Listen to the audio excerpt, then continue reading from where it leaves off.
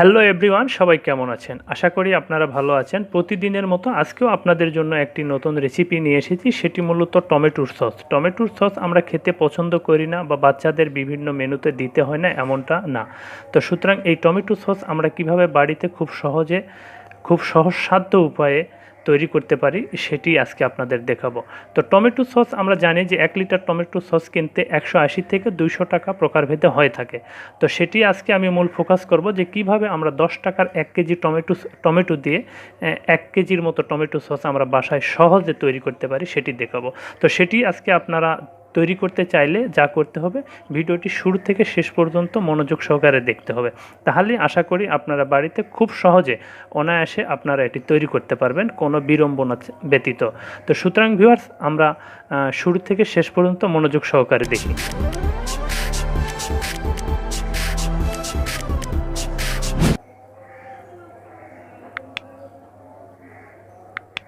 Viewers, ছোট্ট একটা intro পরে ফিরে আসলাম টমেটো সসের রেসিপিতে।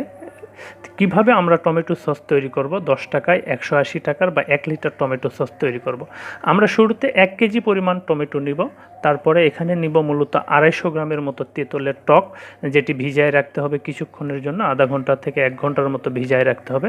সেই সাথে টমেটো আমরা কেটে নিব, 1 কেজি টমেটো কেটে নিয়ে সেটিকে সিদ্ধ করে নেব। সিদ্ধ করার প্রসেসটা খুবই সাধারণ, সুতরাং এটি আমি না দেখাই, সিদ্ধ করার পরে সেটি কেমন তা আপনাদের দেখাচ্ছি। এখানে দেখতে পাচ্ছেন এটি সিদ্ধ করার পরে। তো শুরুতে আমরা যে তেঁতুলের টক, আমরা 250 গ্রাম তেঁতুলের টক ভিজায় রাখছিলাম, সেটি মূলত আমরা একটি স্টেইনার দিয়ে মূলত সেঁকে নিব। তো এখানে স্টেইনারে ঢেলে দিলে উপরে এর যে ময়লা বা এর যে ছোলাগুলো সেটি আটকে যাবে, আর নিচে দেখতে পাচ্ছেন যে এর মূল আস্তরণ যেটি আমরা টমেটো সসে ইউজ করব সেটি মূলত পড়ে যাচ্ছে। তো এইভাবে আপনারা স্টেইনার বা কোনো ছাঁকুনি দিয়ে ভালো করে এটিকে সেঁকে নেবেন, তাতে এর যে ছোলাগুলো সেটি আটকে যাবে আর মূল আস্তরণটা আপনারা পেয়ে যাবেন, আর এর ময়লাগুলো আপনারা ফেলিয়ে দিবেন। দেওয়ার পরে এখন আমরা যেই টমেটো কেটে সিদ্ধ করে নিয়েছিলাম সেটি মূলত এখন আমরা ব্লেন্ড করে নিব, কারণ ব্লেন্ড না করলে মিহি হবে না। সুতরাং এটি আমরা ব্লেন্ডার মেশিনে দিয়ে কয়েকবার আমরা 3 থেকে 4 বারের মতো ব্লেন্ড করে নেব। এখানে মূলত আমি 1 কেজি টমেটো নিয়েছি, আপনাদের আগেই বলেছি যে 1 কেজি টমেটোতে আমরা 1 লিটারের মতো সস পেয়ে থাকি, এটি খুব সহজেই পেয়ে থাকি। তো আপনারা স্কিপ না করে শুরু থেকে শেষ পর্যন্ত মনোযোগ সহকারে দেখুন। তো ব্লেন্ড করা শেষ, এখন আবার আমার স্টেইনারের কাজ। স্টেইনার দিয়ে দেখুন আমি এখানে এভাবে নাড়ছি, আর নিচে এর যে আস্তরণটা, অরিজিনাল আস্তরণটা সেটি পড়ছে, আর উপরে স্টেইনারের উপরে টমেটোর জানি যে ছোলা যেটি থাকে সেটি মূলত আটকে যাবে। তো এইভাবে করে পুরো যেটুকু ব্লেন্ড করে নিয়েছেন সমস্তটুকু এই স্টেইনারের মাধ্যমে সেঁকে নিতে হবে। ছেঁকে নেওয়ার পরে আমরা মূল আস্তরণটা পেয়ে গেলাম টমেটোর। এই টমেটোর মূল আস্তরণটার সাথে এখন আমরা সস তৈরি করতে যেসব উপাদান লাগবে সেগুলো এখন আমরা মিক্সড করব। শুরুতেই আমরা এখানে তেঁতুলের যে টকটা আমরা এখানে নিয়েছিলাম 250 গ্রাম পরিমাণ, সেটি দিয়ে নিলাম। সেই সাথে আমি লবণ দিয়ে দিলাম 1.5 টেবিল চামচ পরিমাণ আমি লবণ দিয়ে নিলাম। 1.5 থেকে 2 টেবিল চামচের মধ্যেই এনাফ। তারপরে এখানে আমি লেবুর রস দিচ্ছি, আপনারা পারলে হোয়াইট ভিনেগার দিবেন, কারণ হোয়াইট ভিনেগার দিলে এটি দীর্ঘদিন সংরক্ষণের জন্য গ্যারান্টেড।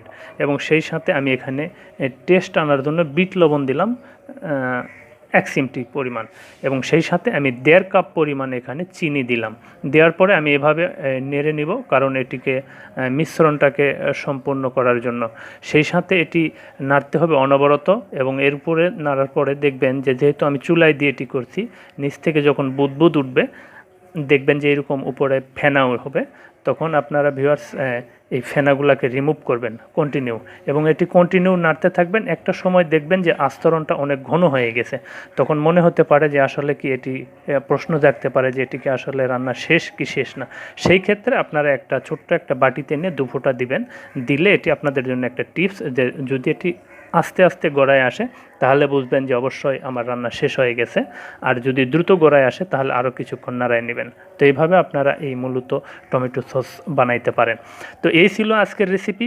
আপনারা যদি শুরু থেকে শেষ পর্যন্ত মনোযোগ সহকারে দেখে থাকেন তাহলে অবশ্যই বাড়িতে খুব অনায়াসে এটি ট্রাই করে আপনারা তৈরি করতে পারবেন। তো ভিউয়ার্স, আমার ভিডিওটা যদি আপনাদের ভালো লেগে থাকে তাহলে অবশ্যই লাইক করবেন, কমেন্ট করবেন এবং শেয়ার করবেন। সেই সাথে যারা নতুন ভিউয়ার্স অবশ্যই আমার চ্যানেলটিকে সাবস্ক্রাইব করবেন। আর আপনারা প্রতিদিন নতুন নতুন ভিডিও পেতে অবশ্যই কমেন্ট বক্সে কমেন্ট করবেন, আমি আপনাদের জন্য প্রতিদিন ভিডিও আনবো।